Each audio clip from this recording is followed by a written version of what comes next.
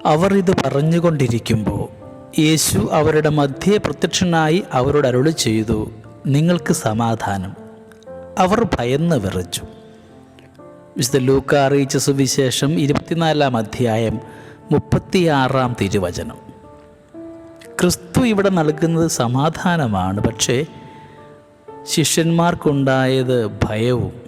ഇന്നിൻ്റെ ആധുനിക യുഗത്തിൽ നാം ആയിരിക്കുമ്പോൾ നാം ധ്യാനിക്കേണ്ട ഒരു വചനമാണിത്.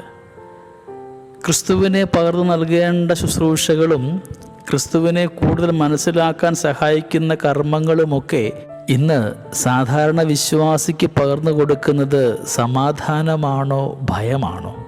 ചിലയിടത്തെങ്കിലും ആളുകളുടെ ഭയം ചൂഷണം ചെയ്യുന്നില്ല എന്ന് ധ്യാനിക്കേണ്ടിയിരിക്കുന്നു. ക്രിസ്തു വസിക്കേണ്ട ഇടങ്ങളും ക്രിസ്തുവിനെ പ്രതിനിധാനം ചെയ്യുന്നവരും ക്രിസ്തുവിന് വേണ്ടി അധികാരം കൈകാളുന്നവരുമൊക്കെ ആ ക്രിസ്തു നൽകിയ ഉത്തരവാദിത്തമാണോ ഇന്ന് ചെയ്യുന്നത്, പങ്കുവയ്ക്കുന്നത്?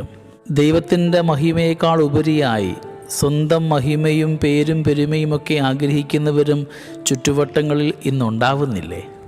നമ്മുടെയൊക്കെ അനുദിന ജീവിതത്തിൻ്റെ പ്രാർത്ഥന പോലും സ്വാർത്ഥമായിട്ട് മാറുന്നുണ്ടോ?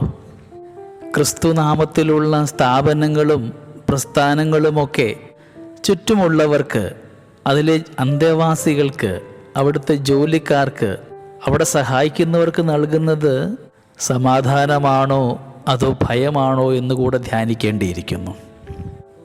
ഈശോയുടെ കൂടെ 3 വർഷം സഹവസിച്ച ശിഷ്യന്മാർക്ക് ഇന്ന് ഈശോ സമാധാനം ആശംസിക്കുമ്പോൾ അവരിലേക്ക് കടന്നത് ഭയമാണെന്നാണ് സുവിശേഷം സാക്ഷ്യപ്പെടുത്തിയത്. നമുക്ക് ഇന്നായിരിക്കുന്ന ജീവിതയിടങ്ങളിൽ ക്രിസ്തുവിൻ്റെ സമാധാനം കൈമാറുന്നവരായി ചുറ്റുവട്ടങ്ങളിൽ, ജോലിയിടങ്ങളിൽ, കുടുംബജീവിതത്തിലൊക്കെ ക്രിസ്തുവിൻ്റെ സമാധാനത്തിൻ്റെ ഉപാസകരായി മാറുവാനായിട്ടും നാമൊക്കെ കടന്നു പോകുന്ന ഇടങ്ങൾ സമാധാനത്തിൻ്റെ ഇടമായി മാറുവാൻ നമ്മെ ഓരോരുത്തരെയും യോഗ്യരാക്കണമേ എന്ന് നമുക്ക് നല്ല ദൈവത്തോട് ഇന്ന് പ്രാർത്ഥിക്കാം. ദൈവം നമ്മളെല്ലാവരെയും സമൃദ്ധമായിട്ട് അനുഗ്രഹിക്കട്ടെ. നമ്മുടെ കർത്താവ് ഈശോ മിശിഹായുടെ കൃപയും പിതാവായ ദൈവത്തിൻ്റെ സ്നേഹവും പരിശുദ്ധാത്മാവിൻ്റെ സഹവാസവും നമ്മെല്ലാവരോടും കൂടെ ഉണ്ടായിരിക്കട്ടെ, ഇപ്പോഴും എപ്പോഴും എന്നേക്കും. ആമേൻ.